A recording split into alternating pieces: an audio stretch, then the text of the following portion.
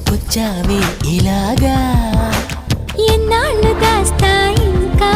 ఎండ కన్నైన పడనీకా